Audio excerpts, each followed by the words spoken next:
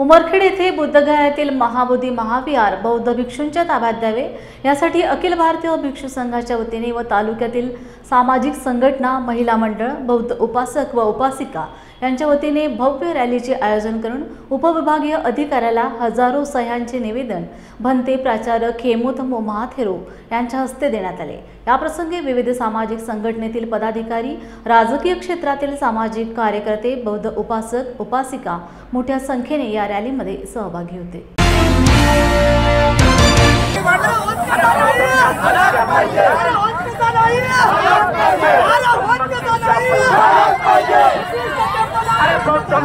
क्या पहचान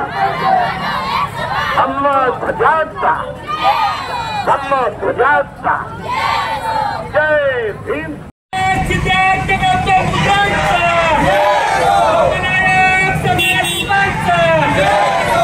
आणि बुद्धगया महाबोधी विहार हे बौद्धांच्या ताब्यामध्ये नाही आहे। गेल्या अनेक दिवसापासून भिक्खू संघ बुद्धगया येथे जन आंदोलन करत आहेत। देश विदेशातील भिक्खू संघ जागतिक पातळीवरती हा लढा आता उभा राहिलेला आहे।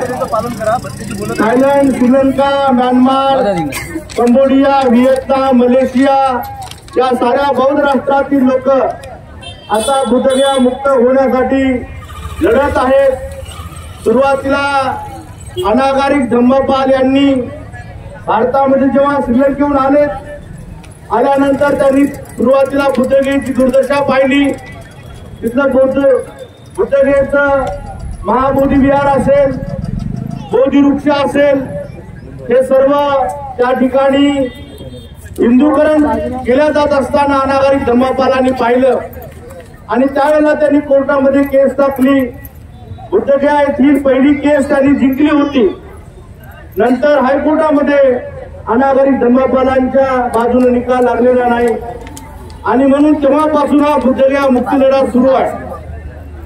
मध्यंतरी भदंत आर्य नागार्जुन सुरेश देसाई यांनी अनेक वर्ष बुद्धगया महाबोधी विहार मुक्त होण्यासाठी जवळपास 30 वर्ष त्यांनी संघर्ष केलेला आहे।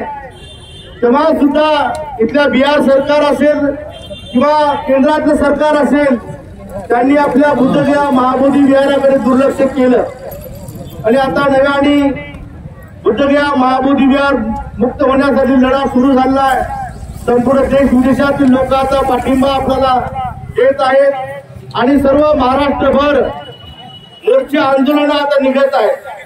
खरं पाहिलं तर या देशामध्ये हिंदूंचं मंदिर हिंदूंच्या ताब्यामध्ये असते, जैनांचं मंदिर जैनांच्या ताब्यामध्ये असते, ख्रिश्चनांचं मंदिर ख्रिश्चनांच्या ताब्यामध्ये असते, मुस्लिमांची मस्जिद मुस्लिमांच्या ताब्यामध्ये असते। परंतु एकमेव बुद्धगयेचं महाबोधी विहार आहे की त्या ठिकाणी 1949 ला ऍक्ट तयार केला गेला। नेहरू सरकारच्या काळामध्ये राजेंद्र प्रसादांनी हा ऍक्ट तयार केला आणि ऍक्ट मध्ये अशा प्रकारे लिहिलं गेलं की 4 हिंदू आणि 4 बुद्धिस्ट असले पाहिजे आणि 5वा जो कलेक्टर आहे तो हिंदू असला पाहिजे। अशा पद्धतीची त्या ठिकाणी कमिटी बनवल्या गेली।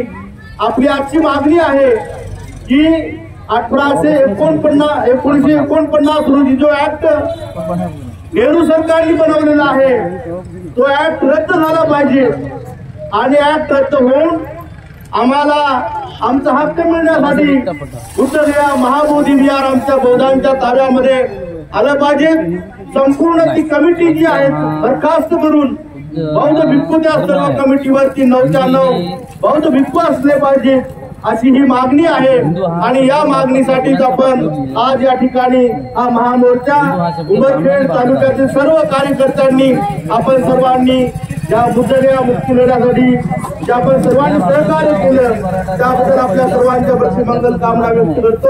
महाबोधी बौद्ध विहार हे महंताच्या ताब्यात आहे, त्यांनी ते मुक्त करून द्यावे आणि जो ऍक्ट आहे 1949 हा तर तो पण ऍक्ट रद्द करावा अशी आमची सगळ्या महिला मंडळाची म्हणजे मागणी आहे आणि ही मागणी पूर्ण ह्या मागण्या आमच्या पूर्ण झाल्याच पाहिजे।